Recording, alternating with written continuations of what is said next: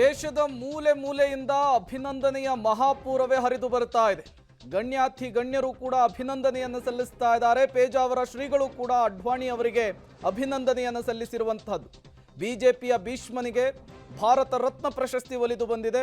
ಇದಕ್ಕೆ ಉಡುಪಿಯ ಪೇಜಾವರ ಶ್ರೀಗಳು ಅಭಿನಂದನೆಯನ್ನು ಸಲ್ಲಿಸಿದ್ದಾರೆ. ಅವರ ಹೋರಾಟದ ಹಾದಿಯನ್ನು ಮೆಲುಕು ಹಾಕಿದ್ದಾರೆ. ಇಂದು ಶ್ರೀಯುತ ಮಾನ್ಯ LK ಅಡ್ವಾಣಿಜಿಯವರಿಗೆ ಭಾರತ ರತ್ನ ಪ್ರಶಸ್ತಿ ಸಂದಿರುವ ವಿಚಾರ ಕೇಳಿ ತುಂಬ ಸಂತೋಷವಾಗಿದೆ. ಶ್ರೀಯುತರು ನಮ್ಮ ದೇಶದ ರಾಜಕಾರಣಕ್ಕೆ ಉತ್ತಮವಾದಂತಹ ಮಾರ್ಗದರ್ಶನ ಮಾಡಿದವರು. ಸಾಮಾನ್ಯ ಕಾರ್ಯಕರ್ತರಾಗಿ ಹುಟ್ಟಿ ಬಂದು ಅವರು ಬೆಳೆದಿರತಕ್ಕಂತಹ ಎತ್ತರ, ಅವರು ವಾರ್ತಾ ಸಚಿವರಾಗಿ ಕೇಂದ್ರದಲ್ಲಿ ಕಾರ್ಯವನ್ನು ಮಾಡಿದವರು, ಗೃಹ ಸಚಿವರಾಗಿ ಕಾರ್ಯವನ್ನು ಮಾಡಿದವರು, ಗೃಹ ಮಂತ್ರಿಗಳಾಗಿ, ಇನ್ನು ಉಪ ಪ್ರಧಾನಿಗಳಾಗಿ, ಹೀಗೆ ಬಹುಮುಖದಲ್ಲಿ ತಮ್ಮ ಪ್ರಾಮಾಣಿಕವಾಗಿರತಕ್ಕಂಥ ಕರ್ತವ್ಯ ನಿರ್ವಹಿಸುವ ಮೂಲಕ ಸಮಾಜಕ್ಕೆ ಮಾರ್ಗದರ್ಶನ ಮಾಡಿದವರು, ಸಮಾಜದ ರಕ್ಷಣೆಗೆ ಮುಂದಾದವರು. ಗಣ್ಯಾತಿ ಗಣ್ಯರು ಅಭಿನಂದನೆಯನ್ನು ಸಲ್ಲಿಸ್ತಾ ಇದ್ದಾರೆ.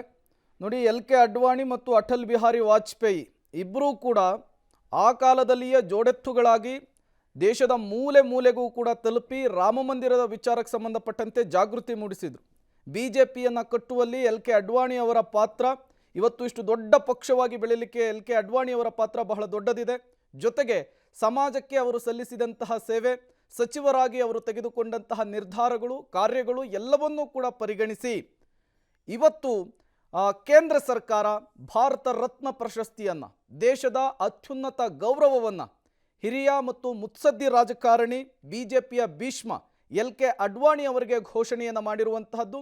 ಈ ಮೂಲಕ ಹಲವು ವರ್ಷಗಳಿಂದ BJPಯ ಕಾರ್ಯಕರ್ತರಾದಿಯಾಗಿ ದೇಶವಾಸಿಗಳು ಕೇಳ್ತಾ ಇದ್ದಂತಹ ಅದೊಂದು ಕೂಗು, ಅದೊಂದು ಮನವಿಯನ್ನು ಕೇಂದ್ರ ಸರ್ಕಾರ ಕಿವಿಗೆ ಹಾಕ್ಕೊಂಡು ಇವತ್ತು ಸರಳ ಸಜ್ಜನಿಕೆಯ ಹಿರಿಯ ರಾಜಕಾರಣಿ LK ಅಡ್ವಾಣಿ ಅವರಿಗೆ ಭಾರತ ರತ್ನ ಪ್ರಶಸ್ತಿಯನ್ನು ಘೋಷಣೆ ಮಾಡಿರುವಂತಹದ್ದು. ಸಹಜವಾಗಿಯೇ ವಿವಿಧ ಕ್ಷೇತ್ರಗಳ ಗಣ್ಯಾತಿ ಗಣ್ಯರು ಅಭಿನಂದನೆಯನ್ನು ಸಲ್ಲಿಸ್ತಿದ್ದಾರೆ.